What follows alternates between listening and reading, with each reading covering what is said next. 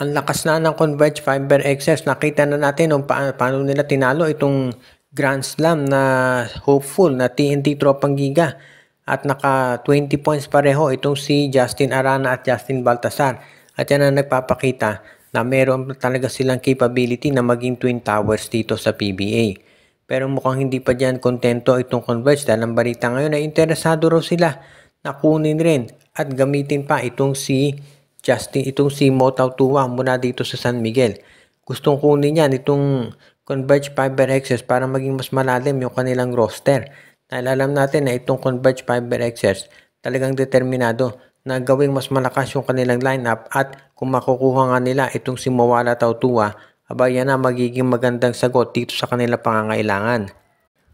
Kung makuha nila si Tautua, meron na silang backup big man na magagamit para makatulong dito kay Baltasar at kay Arana.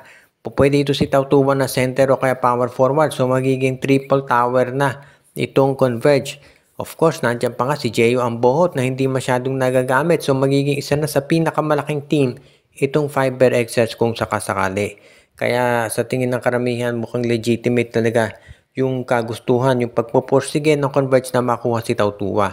Lalo natin si Big Mo ay hindi naman nabibigyan ng playing time sa San Miguel. Ang tanong na lamang ay kung sino ang hihilingin kapalit ng SMB kapalit nitong si Tautua.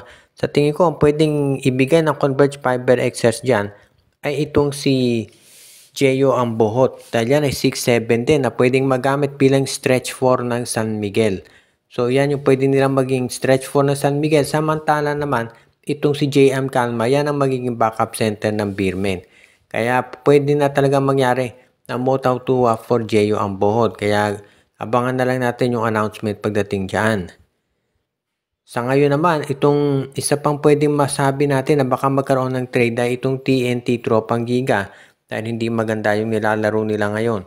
Dalawang sunod ng talo itong TNT, natambakan sila ng NLEX Road Warriors at itong Converge Fiber XS lumamang pa ng 22 puntos na pinilit lang humabon ng TNT kaya naging dikit yung score nung final. Pero sa totoo lang, kontrolado talaga ng Converge yung laro. At yan ang dahilan kung bakit marami naniniwala na kinakailangan ng gumalaw ng TNT. Sa totoo lang, maraming nagulat nung si Simon Enciso ang kinuha nila na additional guard. Dahil ang paniwala ng karamihan, si Cedric Bearfield o kaya si Robert Bolick ang kukunin ng TNT. At ngayon parang nagkamali sila na si Enciso ang kanilang kinuha.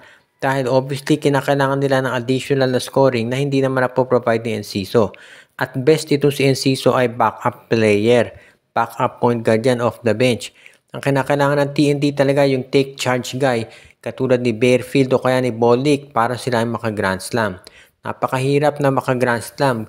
Nakita na natin kung paano nahirapan ng TNT na ipanalo yung Commissioner's Cup at Governor's Cup.